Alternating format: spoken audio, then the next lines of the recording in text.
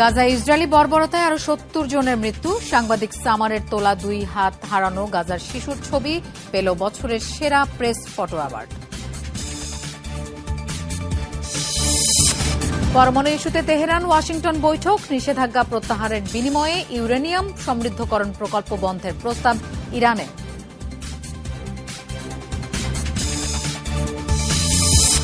Russia ইউক্রেনের যুদ্ধবিরতি আলোচনায় অগ্রগতি না দেখে হতাশ ট্রাম্প, মধ্যস্থতার ভূমিকা থেকে সরে যাওয়ার হুমকি।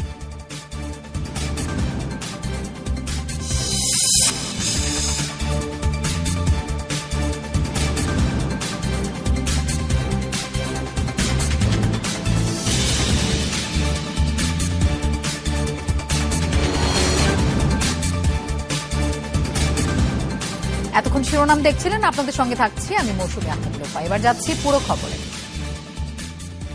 গাজায় ইসরায়েলের সীমাহীন বর্বরতা চলছেই। সর্বাত্মক হামলায় একদিনে প্রাণহানির শিকার আরো ৭০ জন।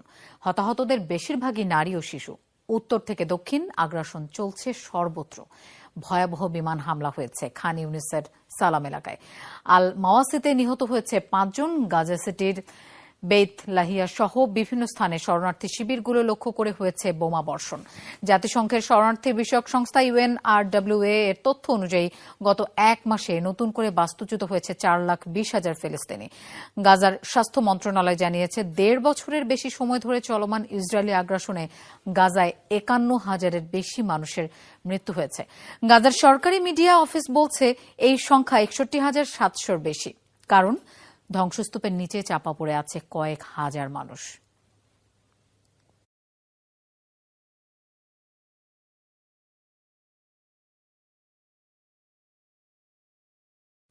গুঞ্জন উড়িয়ে দিয়ে অস্ত্র সমর্পণ না করার ঘোষণা দিল হিজবুল্লাহ। গোষ্ঠীটির প্রধান নাইম কাশেম বলেন, নিরস্ত্রীকরণ শব্দটি তাদের ডিকশনারিতে নেই। এই নেতার হুঁশিয়ারি, ইসরায়েল, যুক্তরাষ্ট্র কিংবা অন্য কেউ যদি হিজবুল্লাহকে নিরস্ত্র করতে চাইলে তাদের কঠোর জবাব দেওয়া হবে। লেবাননে ইসরায়েলের দখলদারিত্ব ও আগ্রাসন বন্ধ না হওয়া পর্যন্ত আলোচনায় না বসার বার্তাও দিয়েছেন নাইম কাশেম। মধ্যপ্রাচ্যে ইরান সমর্থিত যতগুলো প্রক্সি গ্রুপ রয়েছে তার মধ্যে সবচেয়ে শক্তিশালী ধরা হয় লেবাননের হিজবুল্লাহকে। গাজা ইসরায়েলি আগ্রাসনের জবাবে তেল আবিবের সাথে যুদ্ধেও জড়িয়েছিল গোষ্ঠীটি।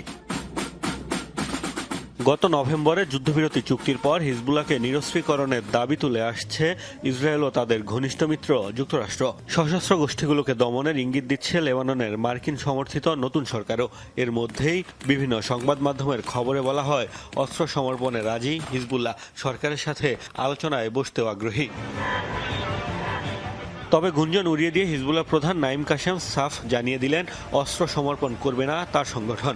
দাবি করেন তাদের অস্ত্রের কারণেই লেবাননের সার্বভৌমত্ব রক্ষা সম্ভব হচ্ছে। আমরা কাউকে হিজবুল্লাহকে নিরস্ত্র করতে দেব না। হিজবুল্লাহর ডিকশনারিতে নিরস্ত্র বলতে কোনো শব্দই নেই। আমাদের প্রতিরোধ বাহিনীর মেরুদণ্ডই হচ্ছে অস্ত্র। এটি আমাদের জনগণের জীবন ও ভূখণ্ডের স্বাধীনতা রক্ষা করছে। টেলিভিশনে সমর্থকদের উদ্দেশ্যে দেওয়া ভাষণে নাইম কাশেমের হুঁশিয়ারি, ইসরায়েল, যুক্তরাষ্ট্র ও তাদের সমর্থিত কেউ হিজবুল্লাহকে নিরস্ত্র করতে চাইলে ছাড় দেওয়া হবে না। যারা প্রতিরোধ বাহিনীর উপর হামলা কিংবা নিরস্ত্র করতে কাজ করবে তাদের মোকাবেলা করা হবে। ইসরায়েল, যুক্তরাষ্ট্র কিংবা তাদের যে কোনো প্রতিনিধি হোক না কেন, তেল আবিবকে যেভাবে জবাব দিয়েছি তাদেরও সেভাবে জবাব দেওয়া হবে। লেবাননে ইসরায়েলের হামলা বন্ধ না হলে কারোর সাথে আলোচনা নয়, এমন বার্তাও দিয়েছেন হিজবুল্লাহ প্রধান।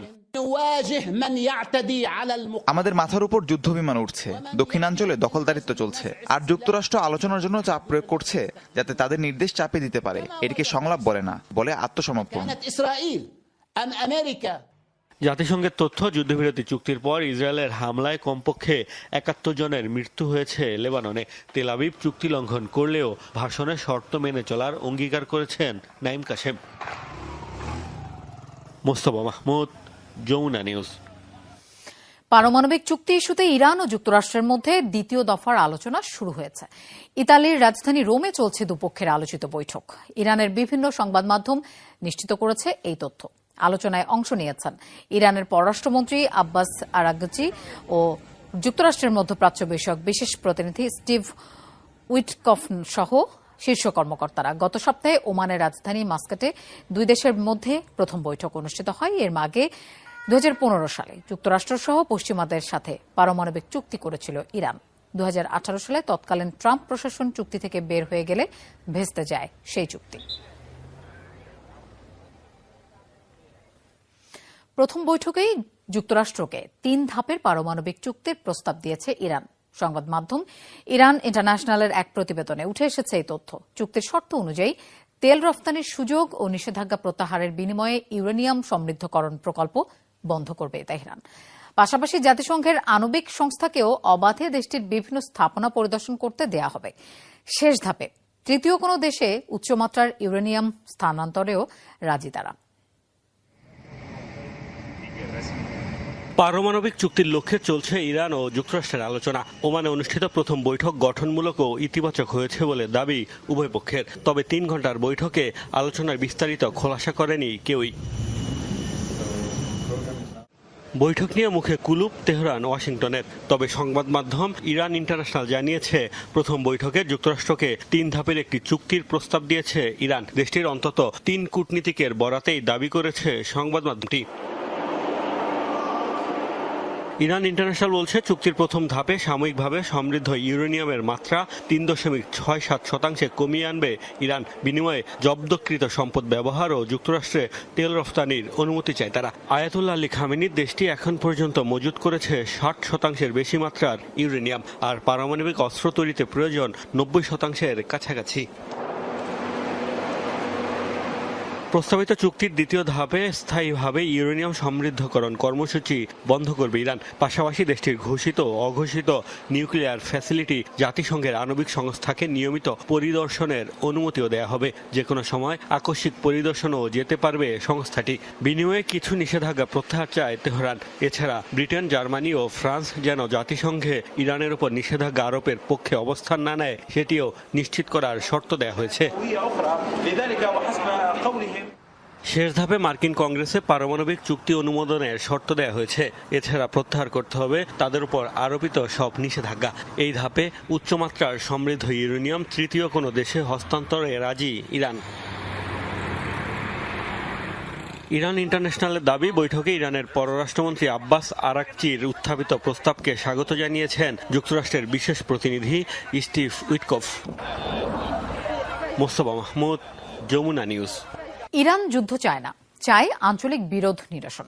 শুক্রবার তেহরানে স্বাস্থ্য মন্ত্রণালয়ে পরিদর্শনে গিয়ে একথা বলেন দেশটির প্রেসিডেন্ট মাসুদ পেজেশকিয়ান। এ সময় ইসরায়েল সন্ত্রাসী কার্যক্রম চালাচ্ছে বলেও অভিযোগ করেন তিনি।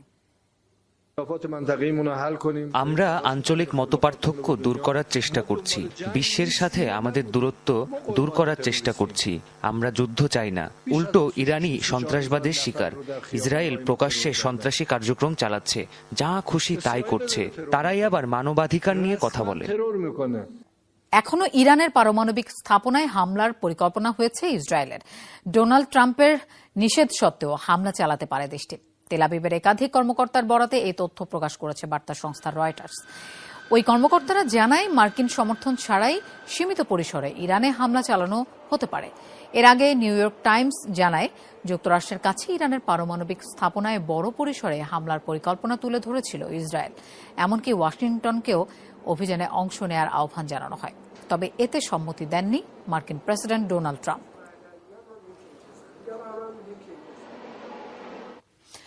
জাতীয় সেনা দিবস উপলক্ষে ইরানে হল জমকালো সামরিক কুচকাওয়াজ। রাজধানীতে আয়োজিত অনুষ্ঠানে অংশ নেন প্রেসিডেন্ট মাসুদ পেজেশকিয়ান। প্রেসিডেন্ট বলেন, ইরানের শান্তি ও স্থিতিশীলতা রক্ষায় বর্তমানে সবচেয়ে গুরুত্বপূর্ণ ভূমিকা পালন করছে সামরিক বাহিনী। তিনি আরও বলেন, সেনা সুরক্ষা না থাকলে বহু আগেই শত্রুর আক্রমণে বিপর্যস্ত হয়ে পড়ত ইরান। যুদ্ধে ব্যবহৃত বিমান, ড্রোন, ভারী অস্ত্র, সাঁজোয়াজান, মিসাইল সহ বিভিন্ন সরঞ্জাম প্রদর্শিত হয় এই প্যারেডে। তেহরান ছাড়াও সারা দেশের বিভিন্ন সামরিক ঘাঁটিতে অনুষ্ঠিত হয়েছে নজরকাড়া কুচকাওয়াজ।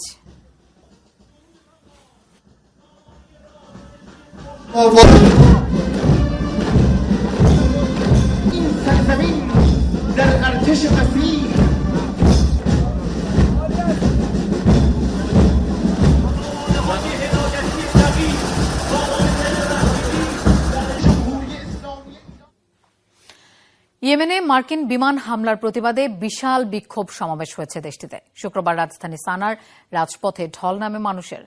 গাজায় ইসরায়েলি আগ্রাসনের বিরুদ্ধেও ক্ষোভ প্রকাশ করে তারা। ফিলিস্তিনের ঐতিহ্যবাহী কেফায়া জড়িয়ে আরবি হরফে লেখা প্রতিবাদী পোস্টার ও ফিলিস্তিনের পতাকা হাতে মিছিলে অংশ নেয় তারা। অনেকের হাতে আগ্নেয়াস্ত্রও দেখা যায়। যুক্তরাষ্ট্র ইসরায়েল বিরোধী স্লোগান দেয় তারা। বৃহস্পতিবার পশ্চিম ইয়েমেনের হুতি নিয়ন্ত্রিত রাস ইসা জ্বালানি বন্দরে ভয়াবহ বিমান হামলা চালায় যুক্তরাষ্ট্র, যাতে প্রাণ হারান অন্তত ৮০ জন। এর আগেও যুক্তরাষ্ট্র ও ইসরায়েলের হামলার শিকার হয়েছে বন্দরটি। ওয়াশিংটন ও তেল আবিবের দাবি, এখান থেকে ড্রোন, ক্ষেপণাস্ত্র ও নৌ হামলা চালায় হুতি যোদ্ধারা। গোষ্ঠীটির আয়েরও অন্যতম উৎস এই বন্দর। রাশিয়া ইউক্রেন যুদ্ধ বন্ধে মধ্যস্থতার ভূমিকা থেকে সরে যাওয়ার হুমকি দিলেন মার্কিন প্রেসিডেন্ট ডোনাল্ড ট্রাম্প। সাফ জানিয়ে দিয়েছেন, আলোচনায় অগ্রগতি না হলে সময়ক্ষেপণ করবে না যুক্তরাষ্ট্র। একই সতর্কবার্তা দিয়েছেন পররাষ্ট্রমন্ত্রী মার্কো রুবিও। জানিয়েছেন, যুক্তরাষ্ট্র ৩ বছর ধরে ইউক্রেনকে যে সহায়তা দিয়ে এসেছে, এবার তা বন্ধ করা হবে। নির্বাচনী প্রচারণায় ডোনাল্ড ট্রাম্প বেশ বড় গলায় বলেছিলেন ক্ষমতায় এলে ২৪ ঘন্টার মধ্যেই বন্ধ করবেন রাশিয়া ইউক্রেন যুদ্ধ। যদিও শুরুতে দেখানো আত্মবিশ্বাসের বাস্তবায়ন হয়নি। যুক্তরাষ্ট্র সামরিক ও গোয়েন্দা সহায়তা বন্ধের ঘোষণার পরই যুদ্ধবিরতিতে রাজি হয় ইউক্রেন। তবে নিজেদের কঠোর শর্তে অটল থাকে রাশিয়া। এমন পরিস্থিতিতে দুপক্ষের উপরই চাপ বাড়াতে চায় যুক্তরাষ্ট্র। কোনো এক পক্ষ বিষয়টিকে কঠিন করে তুললে সমঝোতার চেষ্টা থেকেই সরে যাবে ওয়াশিংটন, এমন মন্তব্য করেছেন ডোনাল্ড ট্রাম্প। আমরা চাই রাশিয়া ইউক্রেন যুদ্ধ বন্ধ হোক, তবে কোনো কারণে যদি দুপক্ষের কেউ ব্যাপারটা কঠিন করে তোলে, তাহলে বলবো আপনারা নির্বোধ, বিরক্তিকর। আমরা বিষয়টি থেকে সরে দাঁড়াবো। আশা করছি সেটা করতে হবে না। আমরা এর শেষ দেখতে চাই। হোয়াইট হাউসের এমন সিদ্ধান্তে রাশিয়ার প্রভাব রয়েছে কিনা ওভাল অফিসে সাংবাদিকদের এমন প্রশ্নের মুখে পড়েন ট্রাম্প। না, কেউ আমাকে প্রভাবিত করছে না। আমি সহায়তার চেষ্টা করছি। আপনারা জানেন, এটা বাইডেনের যুদ্ধ, ট্রাম্পের নয়। এই যুদ্ধ শুরু হওয়াই উচিত হয়নি। চেষ্টা করছি শেষ করার। ট্রাম্পের কয়েক ঘন্টা আগেই প্যারিসে ইউরোপীয় নেতাদের সাথে বৈঠকের পর একই সতর্কবার্তা দেন মার্কিন পররাষ্ট্রমন্ত্রী মার্কো রুবিও। জানান, শিগগিরই চুক্তির বিষয়ে ইঙ্গিত না মিললে মধ্যস্থতার চেষ্টা ছেড়ে দেবেন ট্রাম্প। এই প্রক্রিয়া সপ্তাহের পর সপ্তাহ, মাসের পর মাস চালিয়ে যেতে পারি না। খুব দ্রুত সিদ্ধান্ত নিতে হবে। আগামী কয়েক সপ্তাহের মধ্যেই কার্যকর হলে আছি, নয়তো নেই। আমাদের অগ্রাধিকারের তালিকায় আরো অনেক গুরুত্বপূর্ণ বিষয় রয়েছে। একটা বিষয় মনে করিয়ে দিতে চাই, এটা আমাদের যুদ্ধ নয়, আমরা শুরুও করিনি। এমন এক সময় ডোনাল্ড ট্রাম্প রাশিয়া ইউক্রেন লড়াই থেকে নিজেদের গুটিয়ে নিতে চাইছেন, যখন ইউক্রেনের খনিজ সম্পদ নিয়ে চুক্তির বিষয়ে একটি সমঝোতা হয়েছে কিয়েভের সাথে। ২৬ এপ্রিলের মধ্যেই চূড়ান্ত চুক্তির লক্ষ্যের কথাও জানিয়েছে হোয়াইট হাউস।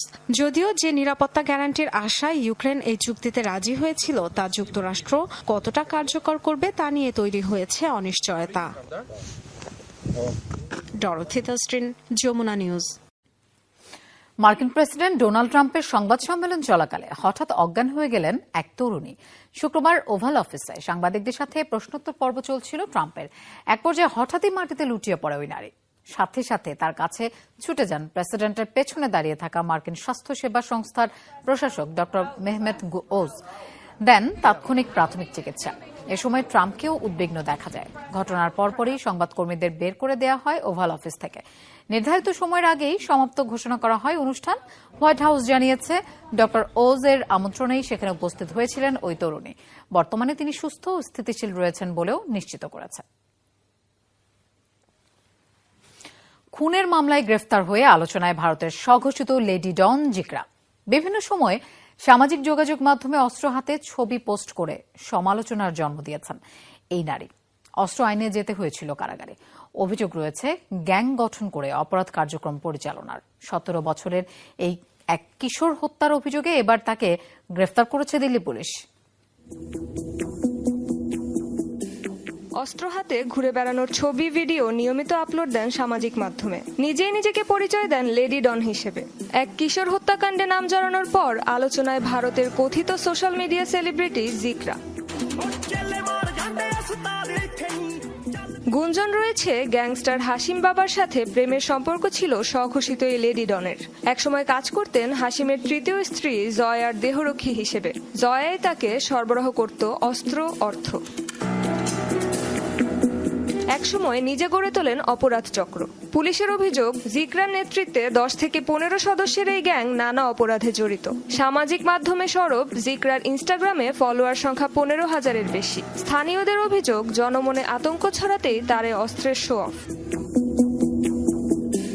গত বৃহস্পতিবার দিল্লিতে ছুরিকাঘাতে নৃশংসভাবে খুন হয় 17 বছরের কিশোর কুনাল। চাঞ্চল্যকর হত্যাকাণ্ডে মানুষের মাঝে ছড়ায় ব্যাপক ক্ষোভ। জড়িত সন্দেহে আটক হওয়ার পর নতুন করে আলোচনায় জিকরা। ওই কিশোরকে হত্যার সময় সে ঘটনাস্থলেই ছিল। কিছুদিন আগেও অস্ত্র আইনে জেল খাটেন এই লেডি ডন। জামিনে মুক্তি পেয়ে নাম জড়ালেন কুনাল হত্যাকাণ্ডে। রেজবানা সায়মা, যমুনা নিউজ। তুরস্কে সরকার বিরোধী আন্দোলনে গ্রেফতার হওয়া প্রায় 200 জনের বিরুদ্ধে একযোগে শুরু হয়েছে বিচার কার্যক্রম। শুক্রবার ইস্তাম্বুলের কাগলায়ান কোর্টে শুরু হয় এই প্রক্রিয়া। মামলার আসামিদের বেশিরভাগই শিক্ষার্থী, রয়েছেন 8 জন সাংবাদিকও। বিক্ষোভকারীদের বিরুদ্ধে অভিযোগ, অনুমোদনহীন কর্মসূচিতে অংশ নিয়েছিল তারা। সতর্কতা জারি পরও সমাবেশস্থল ত্যাগ করেনি তারা। কর্তৃপক্ষ জানিয়েছে মোট 819 জনের বিরুদ্ধে 20টি ফৌজদারি মামলায় বিচার কার্যক্রম চলবে। দোষী সাব্যস্ত হলে কারাদণ্ড হতে পারে 6 মাস থেকে 5 বছর পর্যন্ত। গত 19 মার্চ দুর্নীতির অভিযোগে গ্রেফতার করা হয় প্রেসিডেন্ট রিসেপ তাইপ এরদোগানের প্রধান প্রতিদ্বন্দ্বী ইস্তাম্বুলের মেয়র এক্রেম ইমামোগলুকে। এর পরপরই দেশজুড়ে ছড়িয়ে পড়ে বিক্ষোভ। দক্ষিণ আমেরিকার দেশ ইকুয়েডরে ঐতিহ্যবাহী মোরগ লড়াই খেলা চলাকালে দুর্বৃত্তদের হামলায় নিহত হয়েছে কমপক্ষে 12 জন, গুরুতর আহত বহু মানুষ। বৃহস্পতিবার দেশটির উপকূলীয় মানাবি অঞ্চলে একটি ঐতিহ্যবাহী উৎসব চলাকালীন সময় হামলা চালায় মুখোশধারী কিছু মানুষ। বন্দুক হাতে এলোপাতাড়ি গুলি চালায় উৎসবে আসা সাধারণ মানুষের উপর। এ সময় পাল্টাপাল্টি সংঘর্ষ চলার সময় গুলিতে প্রাণ হারায় কমপক্ষে 12 জন, গুরুতর আহত হয় বহু মানুষ। প্রাথমিকভাবে জানা যায়, এলাকাটির স্থানীয় কিছু সন্ত্রাসী গোষ্ঠীর মাঝে চলা সংঘর্ষে এই পরিস্থিতি সৃষ্টি হয়। হামলাকারীদের আটক করতে তদন্ত চালাচ্ছে নিরাপত্তা বাহিনী। গাজায় ইসরায়েলি বোমা হামলায় মাত্র 9 বছর বয়সী ফিলিস্তিনি শিশু মাহমুদ আজরু হারিয়েছে 2 হাত। তবু হারায়নি বাঁচার অদম্য তাগিদ। ছোট্ট এক জীবন, সাক্ষী ভয়াবহ সব বিভীষিকার। তবুও নিজ চেষ্টাতেই বেশ স্বনির্ভর শিশুটি। তার এ যাতনার ছোট্ট এক ঝলক পৃথিবীর সামনে তুলে ধরেন ফিলিস্তিনি সাংবাদিক সামার আবু এলউফ, যা বাগিয়ে নিয়েছে এবছরের সেরা প্রেস ফটো অ্যাওয়ার্ড।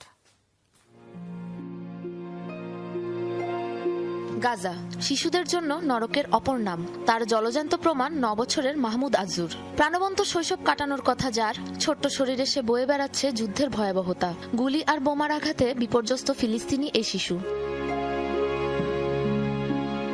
গেল বছর মার্চ মাস, তুঙ্গে ফিলিস্তিনে চলমান ইসরায়েলি বর্বরতা। সে সময় বাবা মায়ের সাথে গাজায় বাস করত মাহমুদ। ইসরায়েলি সেনাদের তুমুল বোমা বর্ষণে গুড়িয়ে যায় তাদের বাড়ি। বোমা আঘাত হানে তার ছোট্ট শরীরে, হারায় 2 হাত। বিস্ফোরণে একটি হাত উড়ে গিয়ে আমার পাশেই পড়েছিল। প্রথমে বুঝতে পারিনি এটা কার হাত। মা এসে আমায় বুঝিয়ে বলেছিল। খুব কষ্ট পেয়েছিলাম তখন, অনেক কান্না করেছি। তবে এখানেই শেষ হয়নি তার বিষাদের যাত্রা। পর্যাপ্ত ওষুধ আর চিকিৎসা সরঞ্জামের অভাবে ধুকে ধুকে গাজায় চলছিল তার চিকিৎসা। চেতনানাশক ছাড়াই শরীরে চলে ভয়াবহ সব অস্ত্রোপচার। ব্যথা আতঙ্কে জীবন হয়ে ওঠে বিভীষিকাময়।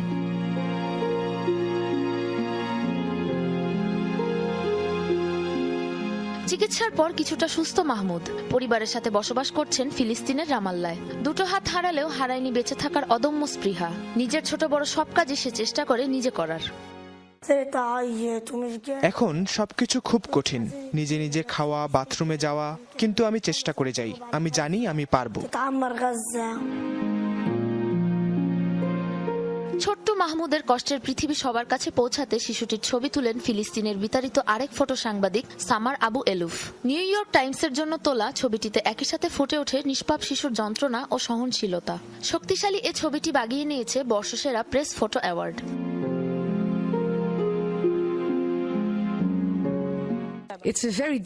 ছবিটির দিকে তাকালেই কষ্ট হয়। ছোট্ট এক জীবনে কি অবর্ণনীয় কষ্ট। প্রথমে ছবি তুলতে রাজি হয়নি মাহমুদ। সে চায়নি পৃথিবী তাকে এভাবে দেখুক। পরে এ ছবির মাধ্যমে উচ্চ চিকিৎসা ও প্রস্থেটিক হাত প্রতিস্থাপনে সহায়তার আশায় রাজি হয় সে। মাহমুদ স্বপ্ন দেখে একদিন আবারও সব ঠিক হবে গাজায়, থেমে যাবে সব নৃশংসতা। তখন বাবা মার সঙ্গে গাজায় ফিরে আগের মতোই সে জীবনযাপন করতে পারবে। সাবরিনা নুসরাত, যমুনা নিউজ।